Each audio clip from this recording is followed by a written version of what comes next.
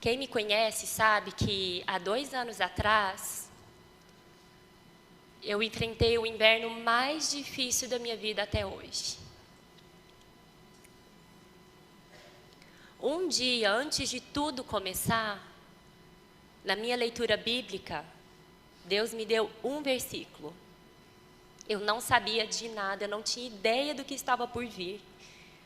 E na minha leitura bíblica tinha Deuteronômio 16:1, que diz: guarda o mês de Abibe, para quem não sabe, é como se fosse o nosso janeiro, é o primeiro mês do ano. Guarda o mês de Abibe e celebra a Páscoa do Senhor, teu Deus. Porque no mês de Abibe, o Senhor teu Deus te tirou do Egito de noite. E essa palavra, de noite, ficou incrustada no meu coração. Eu fiquei pensando, o que seria naquela época, que não tinha eletricidade, que não tinha... O que é? Deus tirou o povo de Israel do Egito de noite. Não foi de dia. Não foi quando tudo estava bem. Foi depois, inclusive foi depois da Páscoa, que teve toda a questão dos primogênitos, a separação entre o povo de Israel e os egípcios. Foi tenebrosa aquela noite, assustadora. E Deus diz, né? Sai, e foi durante a noite, e aquilo me guardou, e aquilo me impactou, e pensei, não importa quão escuro esteja o meu dia, Deus me tirou do Egito, do meu Egito. E aquilo ficou no meu coração. No dia seguinte, de manhã eu levei meu filho na escola e eu percebi que já há alguns dias a minha filha Esther não estava bem, muito animadinha. E eu liguei para a pediatra. E ela pediu para eu ir no consultório. E ela fez um encaixe. Quando ela escutou o pulmãozinho da Esther, ela falou assim, eu não estou escutando nada. Na minha santa ignorância, eu achei que o nada era que ela não tinha nada. Eu jamais imaginei o que estava por vir.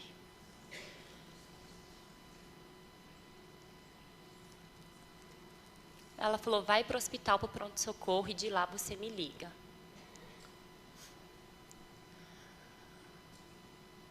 Deixei as coisas organizadas em casa rapidamente. Fui para o hospital. Ela fez o exame, o raio-x. E aí a médica disse assim para mim, internação imediatamente. E ela foi para a sala de emergência da UTI. Naquele momento, eu lembro de ter perdido as forças dos meus joelhos. Já colocaram ela na maca, já colocaram oxigenação, já colocaram um monte de coisa nela. Eu tenho muito a agradecer a todas as pessoas que o senhor colocou no processo.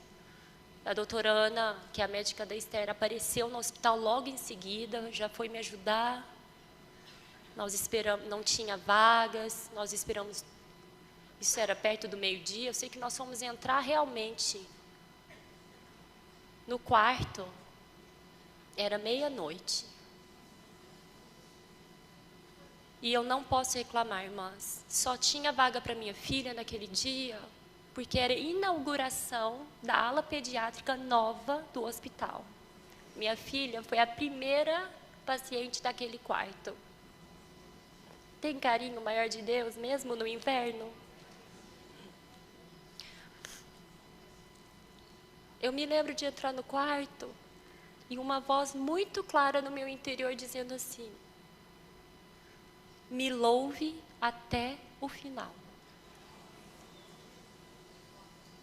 Irmãs, eu não sabia o que aquilo significava. Eu sabia que era num contexto, porque eu tinha lido um livro um tempo antes. E aquilo tinha ficado no meu coração. Eu sabia que estava relacionado à experiência daquele livro.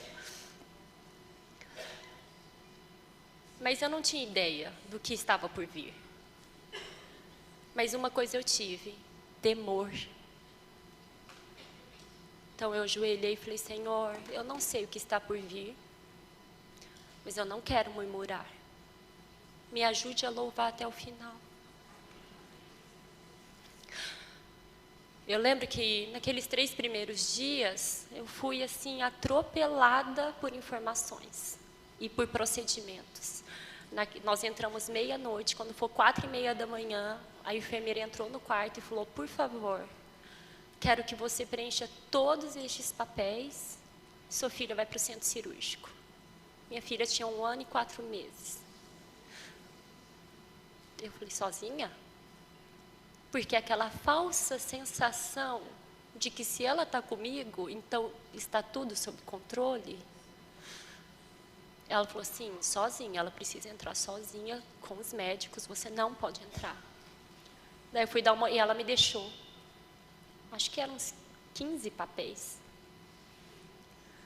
Uma página após a outra, de todos os riscos que a minha filha poderia sofrer. Inúmeros.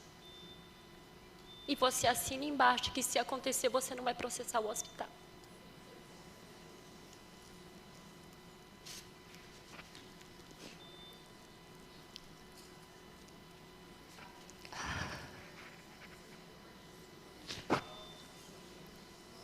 A sensação de impotência era tão grande. Mas o que eu poderia fazer? Assinei um por um. Preenchi. Ajoelhei e fui orar: Senhor, eu não posso entrar naquele centro cirúrgico, mas o Senhor pode. Amém.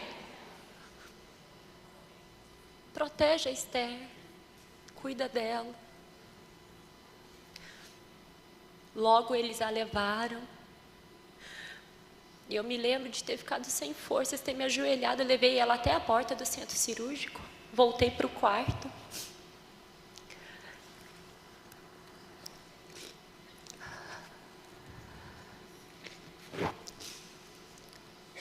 E me lembro de ter me ajoelhado numa poltrona que tinha lá no quarto.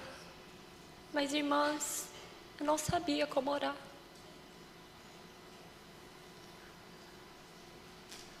Às vezes, a situação é tão assim, que a gente não tem palavras.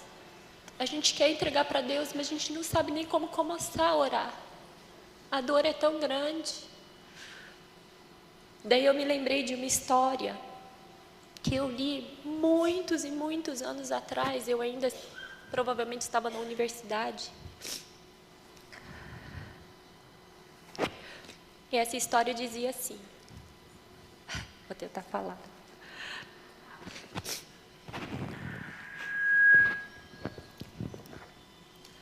Moody conta a história de um menino criado em um orfanato inglês.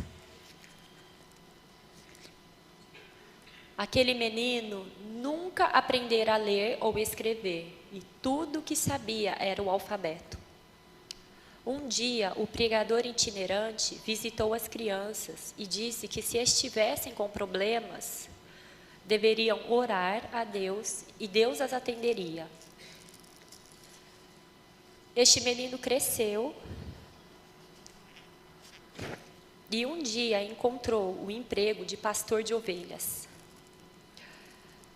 Mas, por mais que tentasse, ele não conseguia mantê-las juntas.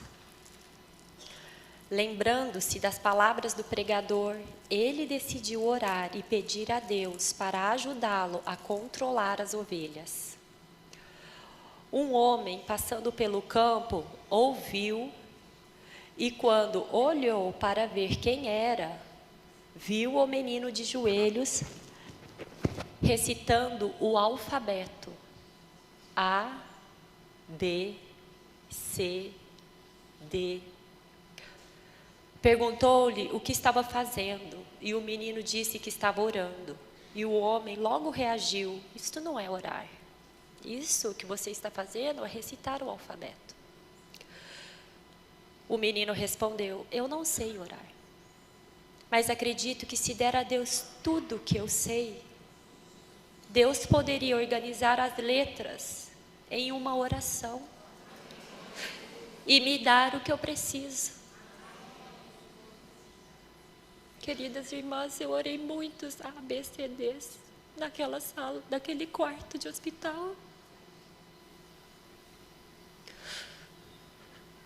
Literalmente, A, B, C, até o Z, e voltava para o A. E eu acreditava que o Senhor, com seus gemidos inexprimíveis, poderiam completar as minhas orações.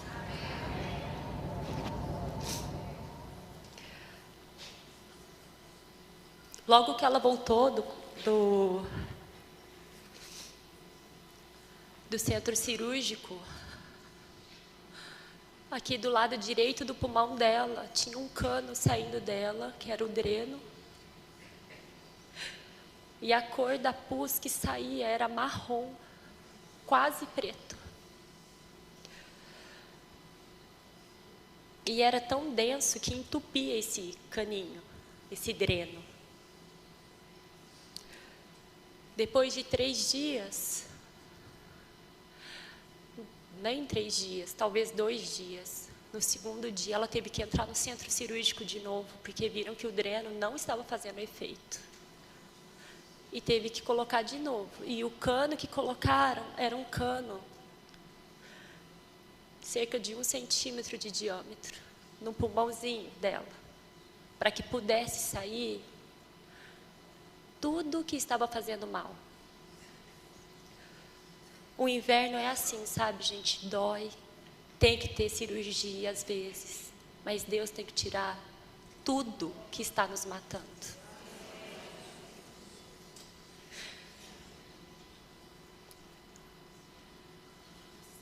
Na primeira semana, eu não conseguia sentar e orar direito. Mas os hinos me acalmaram muito. E eu cantava muitos e muitos e muitos hinos no quarto. Alguns muito conhecidos, como Não é minha graça que basta.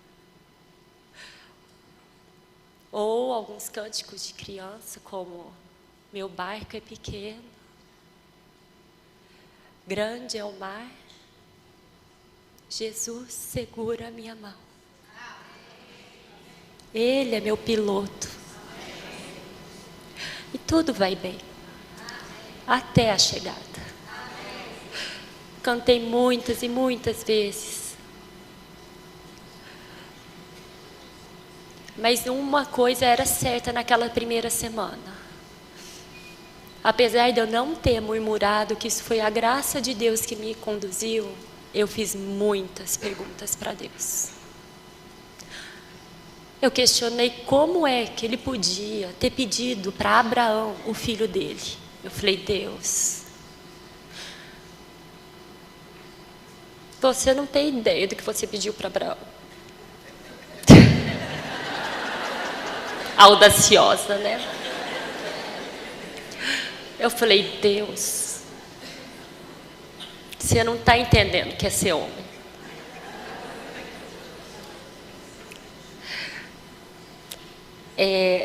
Acho que você perdeu o controle das coisas.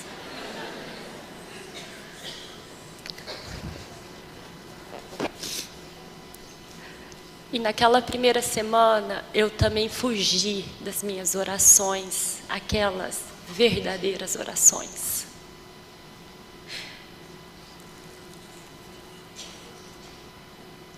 Porque, afinal de contas, eu consagrei minha filha antes de engravidar, eu consagrei ela durante toda a minha gravidez, eu consagrei a minha filha no dia que ela nasceu, todos os dias depois, quando ela estava com saúde. Mas no dia que as coisas mudaram, eu falei, Deus, ela é sua, mas ela é minha. Desculpa, mas não vai dar para reconsagrar de volta.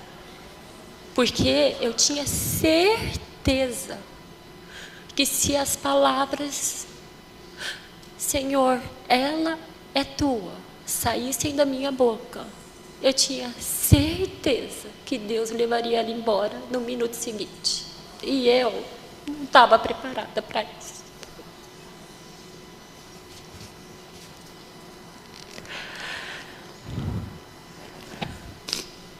O medo, o pânico, o pavor, e aquilo foi crescendo dentro de mim de tal maneira que eu comecei a estender isso. Então eu começava a pensar, meu filho está na escola, meu Deus, ele vai cair lá do parquinho, vai bater cabeça.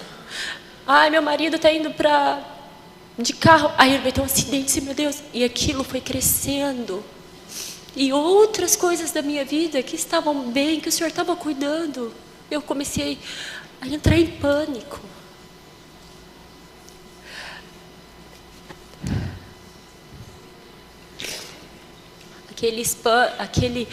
Esses pensamentos vinham principalmente nas horas em que as coisas acalmavam no quarto, e normalmente de madrugada, que eram as poucas horas de calmaria do quarto. E eu me lembro também de ter falado, Senhor, eu não aceito ser vítima dos meus pensamentos. Então eu orava e lia aquele Salmo de 121 que diz assim: eleva os olhos para os montes, de onde virá o meu socorro? O meu socorro vem do Senhor que fez os céus e a terra. Ele não permitirá que os teus pés vacilem. Mas eu orava assim, Senhor, você não permitirá que os pés da Esther vacilem. Não dormita aquele que guarda a Esther. É certo que não dormita, nem dorme o guarda da Esther. O Senhor é quem guarda a Esther. E assim eu orava e lia. Aí terminava o da Esther, eu punha o nome do Gabriel. E terminava o do Gabriel, eu punha o nome do Rafael. E isso acalmava meu coração. De novo, o que acalmava meu coração era a palavra de Deus. Eu sabia que Deus queria me purificar, mas eu não tinha ideia do que Ele queria me purificar naquele momento. E eu me lembro que meu avô dizia que nós, na vida, temos uma cota de lições. E assim como na escola, quando nós não passamos nas nossas provas, a prova vem de novo. Porque Deus quer alcançar algo em nós. Já percebeu, às vezes, quando as coisas se repetem, e aí vem de novo, passa uma fase de calmaria, aí vem a mesma pessoa, a mesma situação, e de novo, é porque nós não aprendemos. E Deus, infelizmente, precisa dar aquela prova de novo.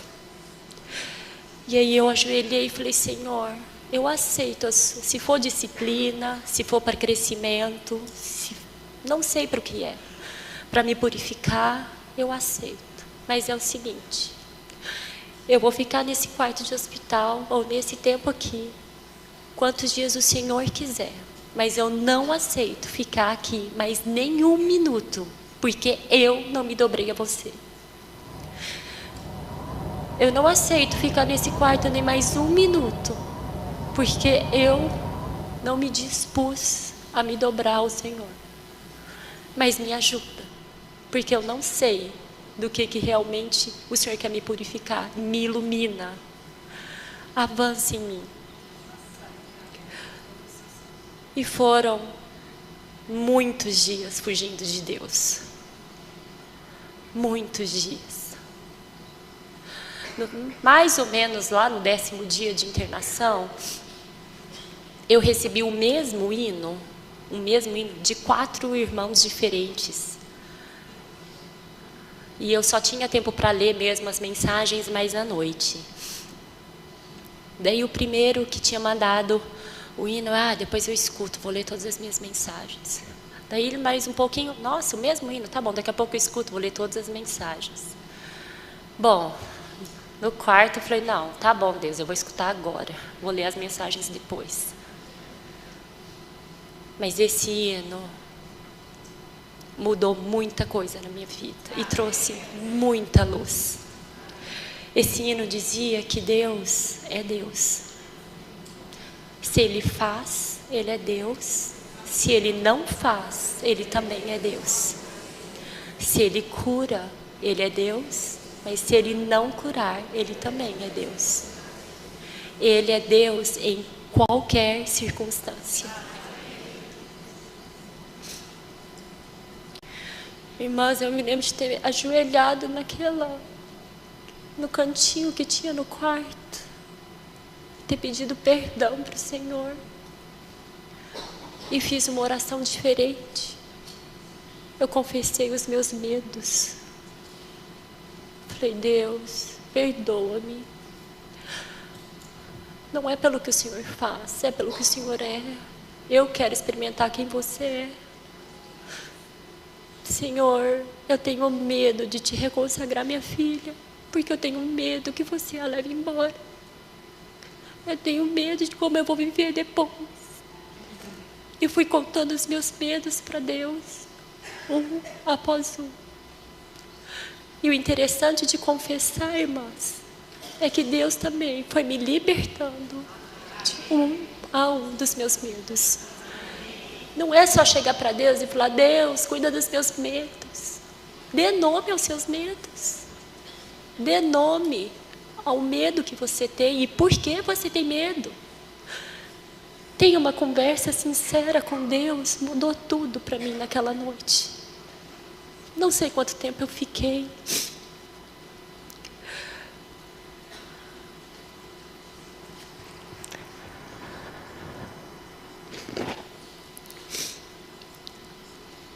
E o Senhor me falou naquela noite que mesmo que eu fugisse dele, Ele é Deus e Ele faria o que Ele quisesse. Mas que eu tinha uma decisão nas minhas mãos. Se eu queria ou não ser transformada através do que Ele iria fazer. Porque eu não poderia mudar o que Ele queria. Mas eu podia mudar como eu sairia da situação. A nossa decisão não libera poder nenhum, mas a nossa decisão dá permissão para quem tem o poder fazer todas as coisas.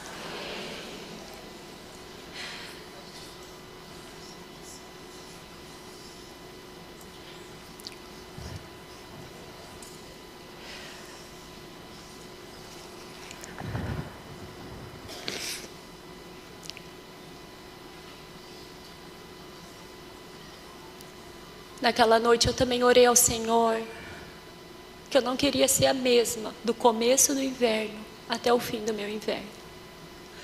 E o que o Deus que eu conhecia no começo do meu inverno não poderia ser o mesmo no fim do meu inverno.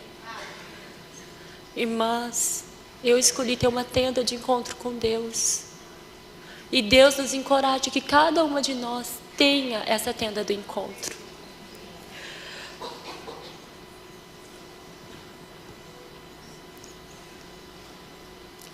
Logo depois, alguns dias depois,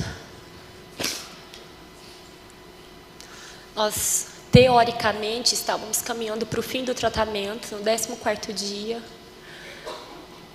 que é assim: se você toma esse remédio por 15 dias e não tem febre, você caminha para a última semana do tratamento. No 14º dia, a doutora Ana passou pelo quarto, viu a Esther estava ótima. Nós estávamos felizes, comemorando que a gente ia entrar no estágio final. Ela saiu do quarto, nem 5 minutos depois, quando eu fui trocar a Esther, no mesmo local onde estava a drenagem, saiu uma substância marrom, muito esquisita, e estava pegando por todo o curativo aqui nas costas.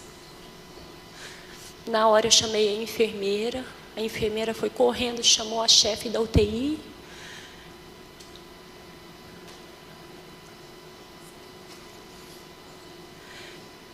E naquela mesma noite a Esther teve que voltar para o centro cirúrgico. Ela teve febre. E tiveram que fazer um novo procedimento nela. E a febre zerou toda a contagem. Era como se não tivesse tido tratamento nenhum. E eu me lembro de ter ido ao céu, ao inferno em 5 minutos. Porque quando a doutora Ana estava saindo do quarto, eu estava radiante. E quando eu voltei ao quarto, eu já estava desesperada.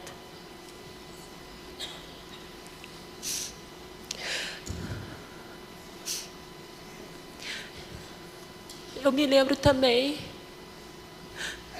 de me ajoelhar e falar: Deus, eu me recuso a ser a folha seca dessa situação. Eu não sou a folha que caiu da árvore. Eu sou a árvore com raiz. Eu não posso ser vítima das circunstâncias e das notícias que me rodeiam. Eu me recuso a viver assim. Eu tenho um Senhor. Eu tenho pai, mas vivo como órfã. Naquela noite, eu orei ao Senhor que me desse a experiência de sentir paz, independente das circunstâncias. E Ele me fez lembrar de 2 versículos. Salmos 1:3, que diz: Ele é como árvore plantada junto à corrente das águas, que no devido tempo dá o seu fruto, e cuja folhagem não murcha, e tudo quanto ele faz será bem sucedido. É como árvore plantada. Essa palavra murchar, ela não murcha. Essa palavra murchar quer dizer que ela não afunda, ela não cai, ela não esmorece, ela não desfalece. E Salmos 1:3 diz: Ele é como árvore plantada junto à corrente de águas que no devido tempo... Não, é outro, desculpa, irmãs. Jeremias 17:8. Porque ele é como árvore plantada junto às águas, que estende as suas raízes para o ribeiro e não receia quando vem o calor. Mas a sua folha fica verde, e no ano de sequidão não se perturba, nem deixa de dar fruto. Essa palavra estender, no original, quer dizer direcionar. As nossas raízes, quem comandamos somos nós. Para onde eu e você temos direcionado as nossas raízes? Diz que a palavra receia é que nem percebe. Imagina vir uma situação e você nem perceber, porque você está plantada. E diz que não se perturba, quer dizer, não teme, não fica ansioso, não se preocupa, não fica com medo. E aquela noite eu orei e li esse versículo: Senhor, eu quero ser como essa árvore plantada junto às águas, que direciona as minhas raízes para o ribeiro, que não percebe, que não considera quando vem o calor, mas a sua folha fica verde. No ano de sequidão não teme, não fica ansiosa, não fica preocupada, não está com medo, nem tem pavor, nem deixa de dar fruto. O poder do inverno é também reconhecer que o verdadeiro e a única fonte é estar junto às águas.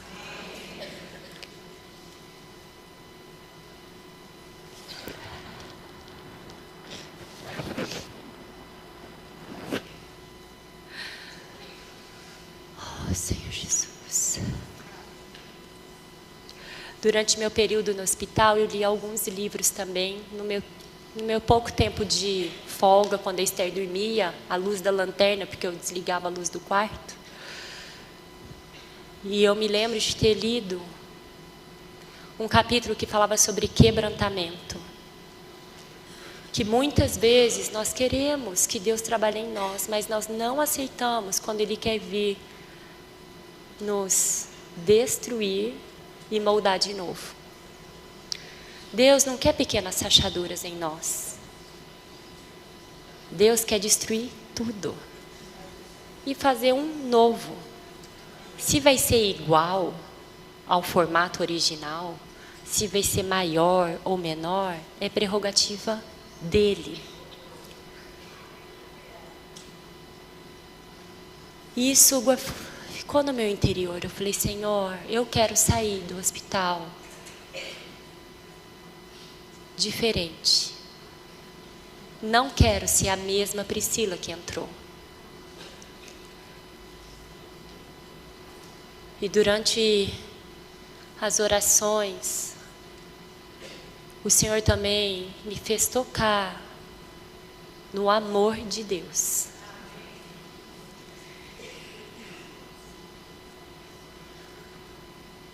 Deus sabia muito bem o que Ele estava pedindo para Abraão, não é verdade?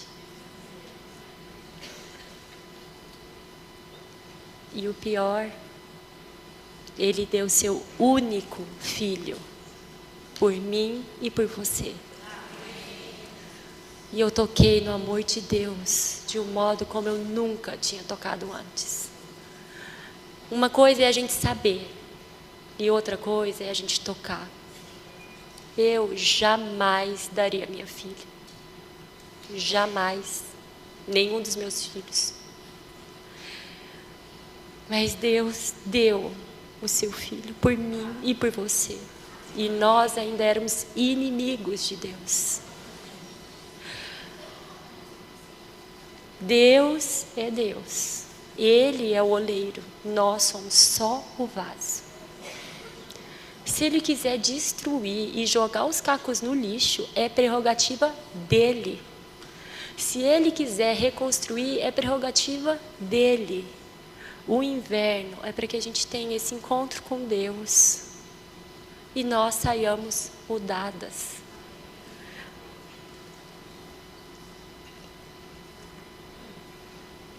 Eu conheci um Deus que jamais conheceria na primavera ou no verão. E Deus sabia a minha exata cota do que me faria perder todas as minhas forças. Os irmãos às vezes brincam que é para a gente abrir aquela salinha fechada. Mas eu falo na minha experiência que é descobrir salas que eu nem sabia que eu tinha. Pensamentos que eu jamais imaginei na minha vida que eu teria. Dúvidas do amor de Deus. Fui criada num lar cristão. Recebi o Senhor cedo. Sabia de muita coisa. Mas na hora da prova, eu duvidei de muita coisa. E a luz de Deus veio me iluminar. De que Ele era Senhor. Mas na hora da prova, eu queria ser o Senhor. Que eu tinha um Deus, mas na hora da prova, eu queria ser Deus. Porque eu achava que Ele estava perdendo a mão das coisas. E às vezes, porque a gente não entende os porquês, a gente não deixa Deus trabalhar. E a gente não decide deixar Ele trabalhar.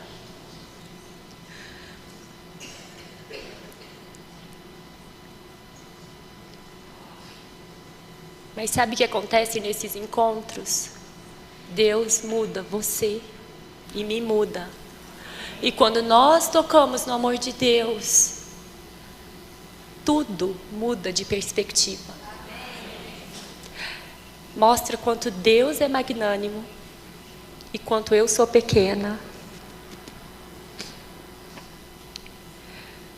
E Ele te marca de tal modo que muda o seu modo de fazer as coisas, o seu modo de pensar, o seu modo de ver, como está em Êxodo 18, 8 e 9, que diz: naquele mesmo dia contarás a teu filho dizendo: é isto pelo que o Senhor me fez quando saí do Egito, e será como sinal na tua mão, por memorial entre teus olhos, para que a lei do Senhor esteja na tua boca, pois com mão forte o Senhor te tirou do Egito.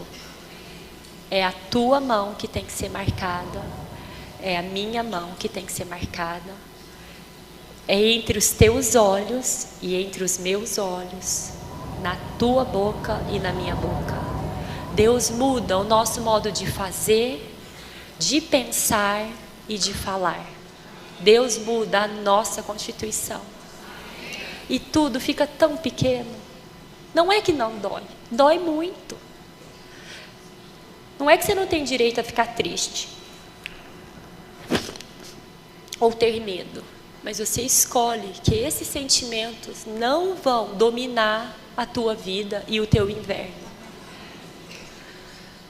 Em Apocalipse 2,17 também diz, eu amo esse hino, quem tem ouvidos, ouça o que o Espírito diz às igrejas.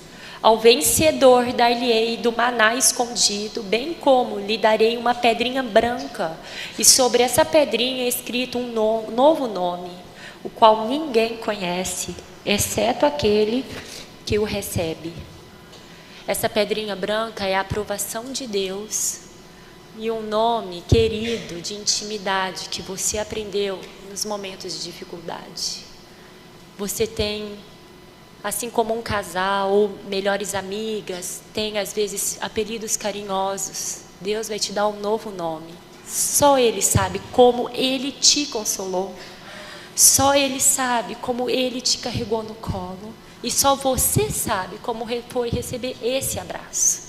Como foi receber este cuidado.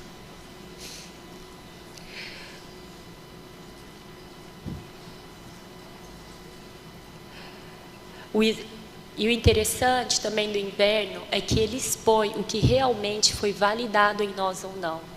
A Esther, ela tinha tomado as vacinas, ela estava em dias com as vacinas, com a primeira dose e com os reforços, mas ela não tinha sido completamente imunizada, e foi por isso que ela pegou a doença. Eu nunca imaginei que uma pneumonia poderia ser o que foi. Para mim, pneumonia era aquele negócio, você vai, fica no hospital, faz umas inalações a mais, uma injeção, toma um remedinho. Eu nunca imaginei que iriam colocar um cano no pulmão da minha filha. Eu nunca imaginei que o catarro podia ter a cor de morte.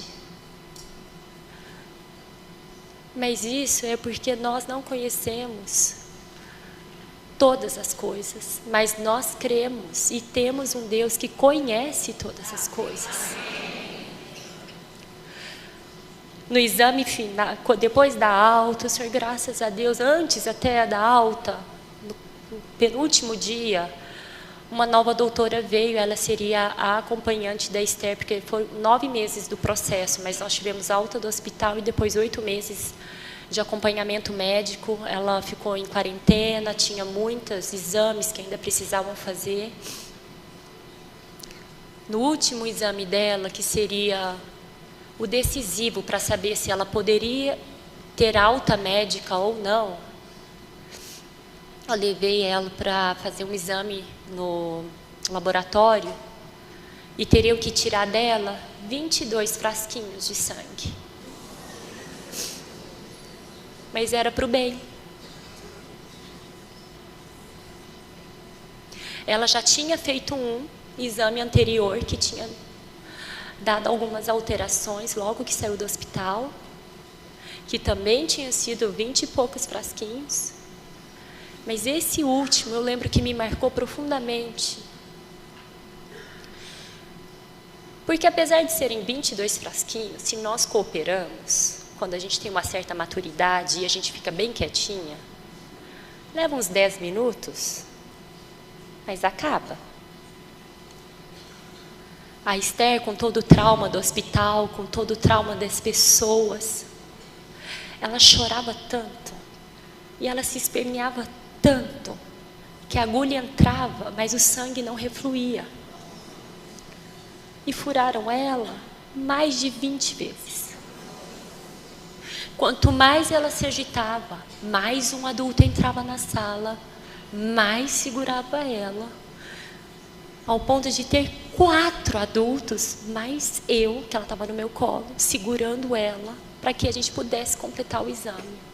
E seria o exame que daria alta para ela, se tudo desse certo. E eu lembro que eu fiquei nessa sala por quase 2 horas. E no final a gente conseguiu tirar só 6 frascos. E até as enfermeiras falaram, não, a gente vai conversar com o laboratório, a gente vai dar um jeito e ela vai fazer todos os exames que ela tinha que fazer, porque eram 22 frasquinhos, mas eram assim, mais de 40 exames. E eu saí esgotada daquela sala, mas tão exposta diante de Deus, porque às vezes Deus só quer dar uma agulhadinha, porque Ele quer te dar alta, passar para uma nova fase, e você esperneia tanto, e eu esperneio tanto, e eu brigo tanto, que tem que entrar um outro adulto para segurar, e aí esperneio mais, e aí tem que entrar outro para segurar, daí você esperneia mais e grita, e outro para te segurar, e aquilo acabou fazendo várias feridas nela, que não precisavam, e nós também, muitas vezes, nós temos feridas que nós não precisamos, porque nós lutamos contra Deus, porque lutamos contra as situações que Deus nos deu. É uma agulhada? Dói, dói. Mas se a gente aceita, se a gente permite que esse exame seja feito, pode te dar alta. Eu lembro de ter saído esgotada e tão exposta daquela sala de laboratório. Falei, Senhor, quantas vezes eu sou assim, do jeitinho que a Esther foi, ou pior. Ela fez isso, porque é claro, com recém 2 anos feitos, que maturidade ela tinha, não é verdade?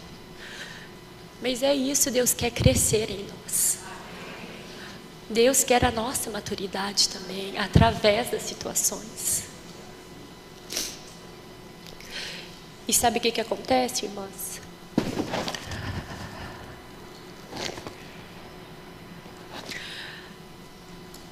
Quando nós escolhemos agarrar-se às promessas de Deus,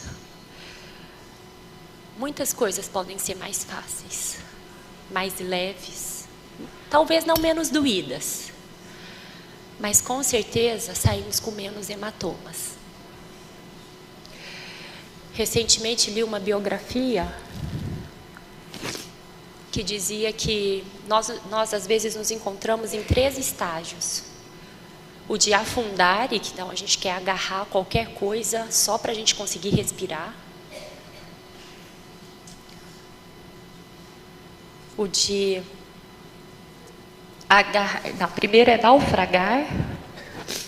O segundo, agarrar, porque aí você agarra, opa, estou respirando, mas eu também não consigo ajudar ninguém, porque eu preciso me manter viva.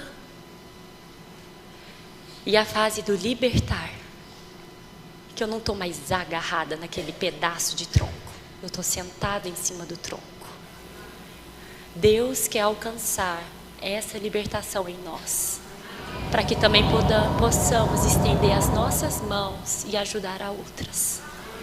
Enquanto nós estamos agarradas, tentando sobreviver, nós ainda estamos num processo individual. Todas nós temos essas fases. Viva cada uma delas, mas não pare até que Deus liberte.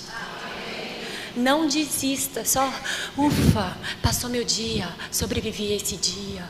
Mude ao ponto de, poxa vida, estou liberta dessa sensação, eu estou liberta desse sentimento, eu estou liberta dessa sensação de perseguição, eu estou liberta dessa sensação de que eu sou vítima.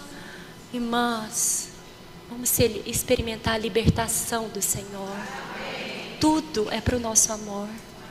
Ele fez a maior prova de amor que esse universo poderia ter, dando o Filho dele por nós.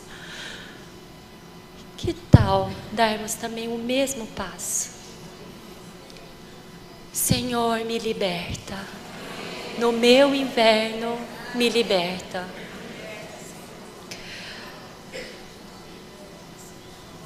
E aí, sabe o que acontece? Um novo ano vem.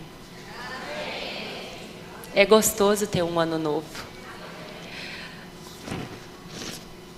Quando foi a última vez que você teve um réveillon com Deus? Será que entra ano e sai ano, mas nossa vida espiritual está na mesma pegada?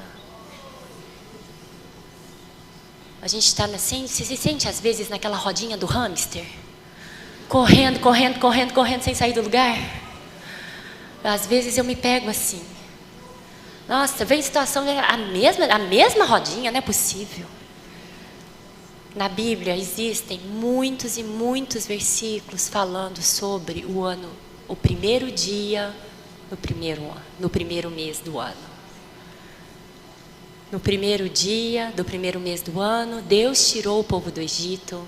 No primeiro dia do primeiro ano, Deus estabeleceu a santificação do templo. No primeiro dia do primeiro ano, Deus mandou purificar e santificar o templo, levantar o tabernáculo, partir da Babilônia. São todos versículos baseados em primeiro dia do primeiro mês do ano. Queridas irmãs, Deus quer ter conosco primeiros dias de primeiros meses do ano. Um 1º de janeiro na nossa vida com Deus. Não importa quantos anos a gente esteja, vem o inverno, para purificar. As feridas mostram o nosso interior, as feridas mostram os nossos reais sentimentos, quem nós realmente somos. Mas uma coisa que é o primeiro dia do ano, comemora uma nova fase com Deus, com crescimento.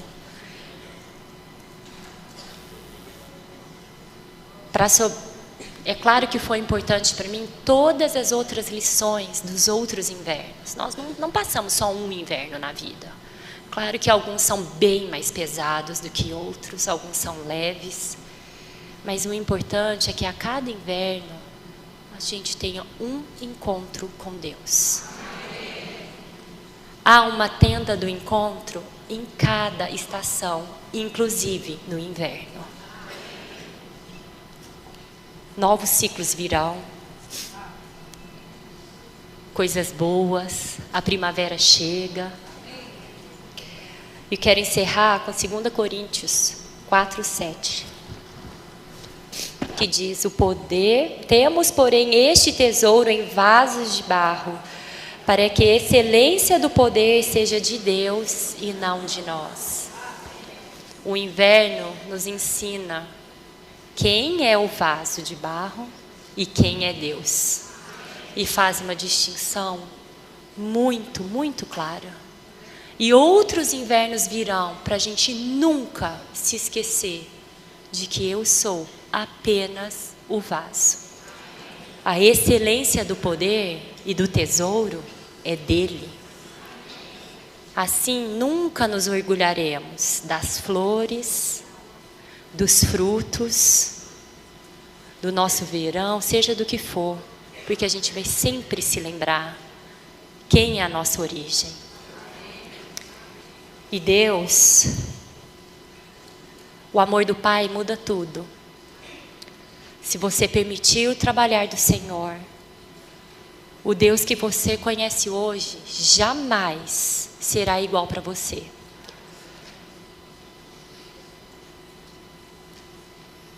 Os seus encontros lhe darão uma nova intimidade com Deus, um novo nome, uma fé mais pura e um novo ano. Pessoas que já passaram por muitas e muitas provações, eu tenho lido muitas biografias de grandes homens de Deus, e uma coisa é certa dentre eles: apesar de ninguém pedir as situações difíceis, os que realmente se encontraram com Deus não gostariam nunca de voltarem a ser quem eram antes. Irmãs, que nós nunca sejamos dia após dia a mesma pessoa. Dentro da sua experiência do seu inverno, ano após ano, tenha novas memórias e novas experiências com Deus, novos encontros, novos nomes que ninguém conhece. Somente Deus e você. Tenha novos encontros com Deus.